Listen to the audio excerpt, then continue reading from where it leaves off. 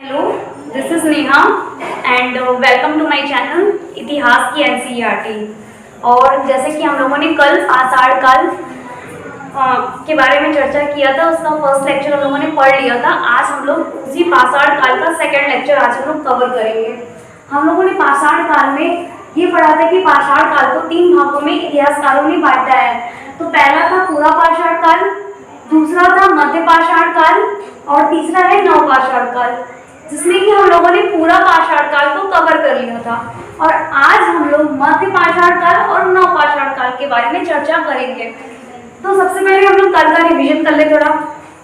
पाषाण काल, पाषाण का अर्थ होता है पत्थर, यानी कि ऐसा युग जिसमें मानव ने अधिक से अधिक पत्थर का इस्तेमाल किया। तो इसलिए हम इस काल को पाषाण काल के नाम से जानते हैं।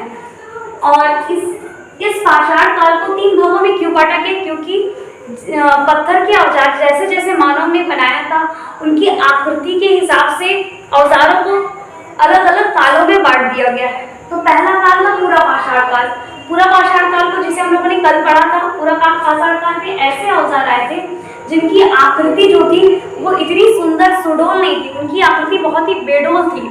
और जो पूरा पाषाण काल था, इसमें जो मानव था वो खुले आसमान के नीचे रहता था, जिससे क्या उसे शिकार करने में आसानी होती थी। और उसका मुख्य भोजन मांस, कंदमूल, फल ये सब था और वो गुफाओं में रहता था।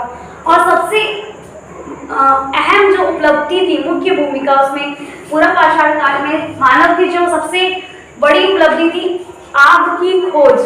क्योंकि मानव ने जब पत्थर के औजार बनाना शुरू किया था, तो उसमें क्या किया था कि थोड़ा कटिंग करके छटाई करता था। तो जब एक पत्थर से दूसरे पत्थर को टकराया जा रहा था, तो उसमें से कुछ चिंगारी निकली और चिंगारी से आग की खोज हुई थी। इसी तरह से मानव ने आग जलाना सीख लिया था। और आज हम लोग मध्य पाषाण काल के बारे में चर्चा करेंगे। तो सबसे पहले मध्य पाषाण काल दूसरा काल है हमारा। सबसे पहले पूरा पाषाण काल था। पूरा पाषाण काल को हम लोगों ने कल पढ़ लिया था। आज हम लोग मध्य पाषाण काल के बारे में चर्चा करेंगे। तो मध्य पाषाण काल के जो पत्थर के औजार थे, पूरा पाषाण काल की अपेक्षा आकार में छोटे हो गए थे। क्यों? क्योंकि जो पूरा पाषाण काल के औजार थे वो बहुत ही बड़े बड़े थे, बेडौल थे, उनकी आकृति इतनी सुंदर नहीं थी। लेकिन जैसे ही मध्य पाषाण काल आया, इस काल के जो पत्थर के औजार थे, पूरा पाषाण काल की अपेक्षा इनके आकार की आकृति जो थी उनसे छोटी होने लगी। और इस काल में प्रकृति में बहुत सारे अनेक परिवर्तन हुए, जिसका प्रभाव मानव के जीवन में धीरे धीरे पड़ने लगा। और इस काल में जो जलवायु थी, यानी कि जो मौसम था, सबसे अधिक प्रभाव जलवायु में पड़ा था। और जैसे ही जलवायु में जब प्रभाव पड़ा, क्या जलवायु बहुत ज्यादा गर्म हो गई थी। गर्म होने के कारण फिर कुछ समय के बाद वर्षा हुई। वर्षा होने के बाद फिर उसमें जमीन में कुछ जीव जंतु का विकास हुआ, कुछ पेड़ पौधे, वनस्पति, इन सारी चीजों का भी विकास हुआ। धीरे धीरे मानव में विकास की प्रक्रिया मानव में धीरे धीरे खेती करना, पशुपालन, समूह में रहना, इन सारी चीजों का भी विकास होने लगा। मानव धीरे धीरे विकास कर रहा था। अब इसमें क्या है, जलवायु जो थी मध्य पाषाण काल की, जो जलवायु थी पहले की अपेक्षा गर्म हो गई थी। और जिसके फलस्वरूप जहां जहां बर्फ जमी थी वो पिघलने लगी। और पृथ्वी की जो उर्वरक शक्ति थी, उर्वरक जिससे कि उसमें अनाज उगने की जो क्षमता थी, उर्वरक शक्ति का उसमें विकास होने लगा। और घास, वनस्पति के मैदान, ये सब विकसित होने लगे। घास खाने वाले छोटे छोटे जानवर जैसे हिरण, खरगोश, भेड़, बकरी, ये सब पैदा होने लगे। मानव अपने आप जो घास अपने आप उगी थी, उन सभी घासों को एकत्र करने लगा। इन्हीं सभी घासों में से जो घास पाई गई, उन्हीं में से कुछ अनाज की भी पूर्वजों थी। इन सब का मानव भोजन में उपयोग करने लगा। इस प्रकार अब वो संग्रहक कहलाने लगा। संग्रहक, क्योंकि जो पहला काल था, पूरा पाषाण काल था, उसमें मानव आखेटक अवस्था में था। क्योंकि उस समय मानव शिकार करता था, इसलिए उसकी अवस्था आखेटक अवस्था थी। लेकिन जैसे ही मध्य पाषाण काल आया, मध्य पाषाण काल में मानव की अवस्था संग्राहक कहलाने लगी। क्योंकि ये खेती करना शुरू कर दिए थे और खेती करने में वो चीजों को, वस्तुओं को एकत्रित करते थे। एकत्रित करने के कारण मानव की अवस्था संग्राहक कहलाने लगी। और इसके साथ ही मानव का पहला प्रथम पालतू पशु कुत्ता था। अगर आपसे कोई प्रश्न करे कि मानव का प्रथम पालतू पशु कौन था, तो इसका उत्तर होगा कुत्ता, यानी कि डॉग। इसके साथ ही हम लोग थर्ड नवपाषाण काल के बारे में चर्चा करेंगे। नवपाषाण काल क्या है? मानव ने जब भली भांति रूप से खेती करना प्रारंभ कर दिया था।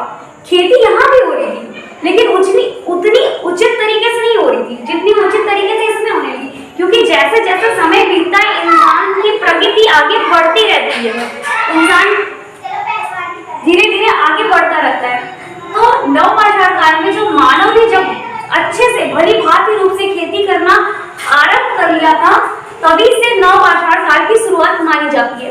क्योंकि मध्य पाषाण काल से ही मानव खेती कर रहा था, कुछ अनाज बोए जा रहे थे, लेकिन उसे इतना ज्ञान नहीं था, सही से वो कर नहीं रहा था। लेकिन जैसे ही नवपाषाण काल आरंभ हुआ, तब मानव ने भली भांति रूप से खेती करना आरंभ कर लिया। और नवपाषाण काल की शुरुआत यहीं से आरंभ होती है, जब मानव ने सही से खेती करना शुरू किया। खेती करने के कारण मानव संग्राहक से भोजन उत्पादक बन गया, भोजन का उत्पादक करने लगे, यानी भोजन को उगाना भी शुरू कर दिया।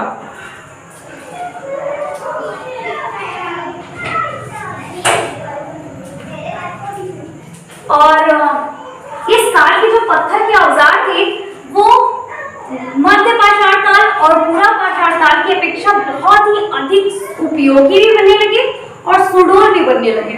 सुडौल मतलब उनकी आकृति क्या थी? एकदम सरल सीधी, मतलब उनका जो आकार में बहुत अच्छा परिवर्तन आया।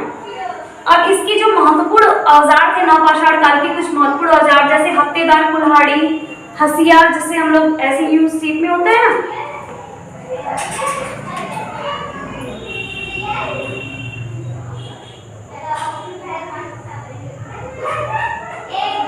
जैसे इसको बोलते हैं हसिया, कुल्हाड़ी से बोल सकते हैं।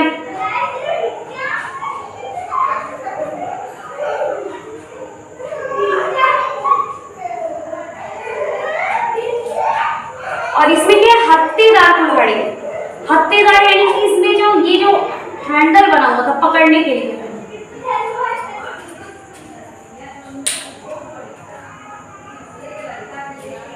खेती के साथ पशुपालन का भी साक्ष्य मिलता है।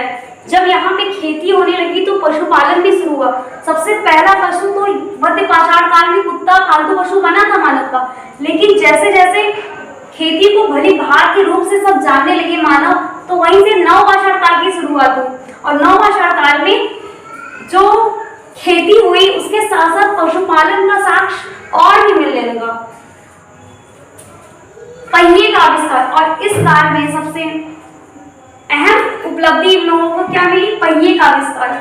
पहिए का आविष्कार इसी काल में हुआ। अच्छा, पहिए का आविष्कार इस काल में किस लिए हुआ होगा? कोई कारण होगा कि पहिए?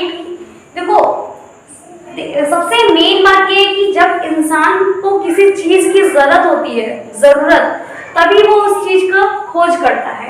जैसे जब मानव पूरा पाषाण काल का मानव था, तब उसने पत्थर के औजार बनाए थे। उसे ये ज्ञान नहीं था कि वो क्या करेगा। मतलब जब उसे भूख लगती थी, शिकार करने के लिए उसे कुछ ना कुछ चीजों की जरूरत होती थी, तो उसने शुरुआत में स्टार्टिंग में क्या पत्थर के औजार बनाए। भले ही उनकी आकृति सही नहीं थी, बेडो थी, लेकिन वो कुछ तो उपयोगी थी, उनके काम तो लायक आ रहे थे। तो जब उन्होंने पत्थर के औजार यहाँ शुरू किया, तो यहाँ उन्होंने अपना शिकार करना शुरू किया, तब वो आखेटक कहलाए। मध्य पाषाण काल में उन्होंने औजार जो बनाए उनकी आकृति थोड़ी उनसे बेहतर हुई, उपयोगी बनी। हाँ, उस काल में जो औजार बने वो उनसे बेहतर बने। अब इस तरह इसमें क्या हुआ?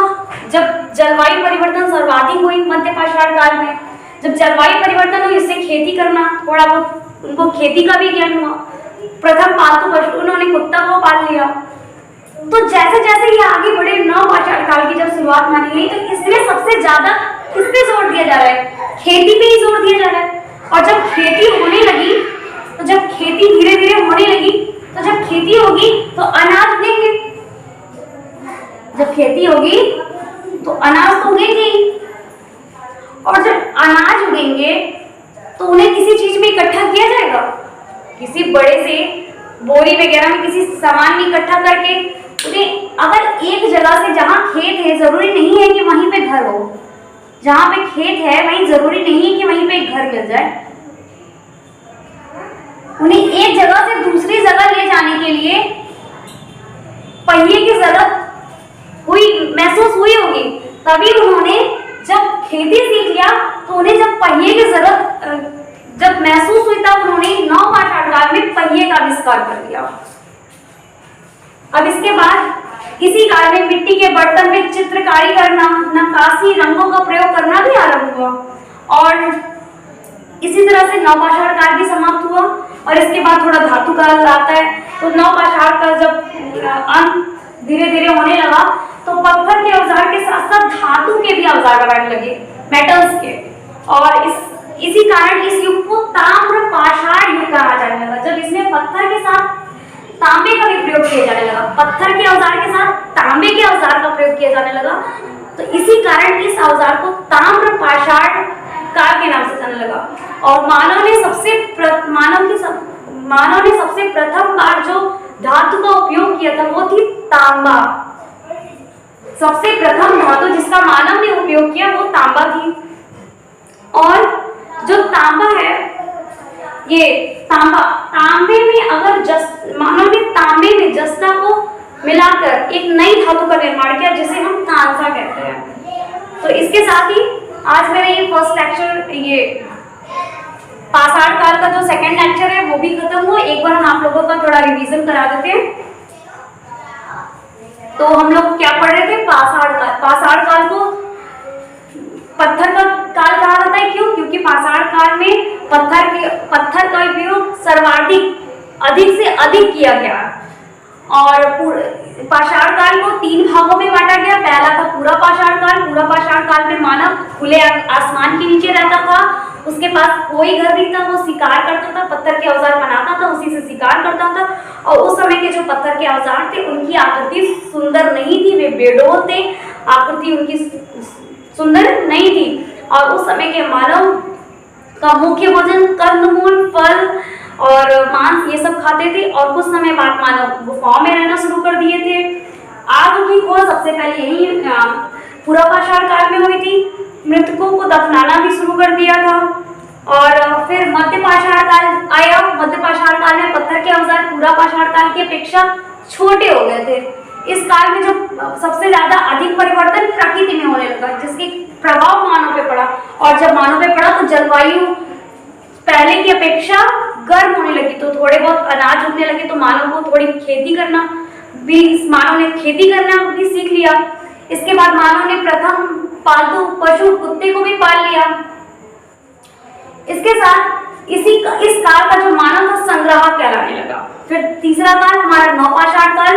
मानव ने जब भली भांति रूप से खेती करना प्रारंभ कर लिया था, तभी से नवपाषाण काल की शुरुआत मानी जाती है। खेती करने के कारण मानव संग्राहक से भोजन उत्पादक कहलाने लगा। इस काल के जो पत्थर के औजार थे अधिक उपयोगी और सुडौल बनने लगे। जो इसके महत्वपूर्ण औजार थे हत्तेदार, कुल्हाड़ी और हंसिया था। और खेती के साथ मानव पशुपालन करने की भी शुरुआत हो गई थी। पहिए का आविष्कार नवपाषाण काल में हुआ था। मिट्टी के बर्तन पर चित्रकारी, नक्काशी में रंगों का प्रयोग होने लगा था। और मानव ने जो धातु काल में सबसे प्रथम धातु का प्रयोग किया था वो थी तांबा। So thank you for watching my this video and please share, subscribe and comment.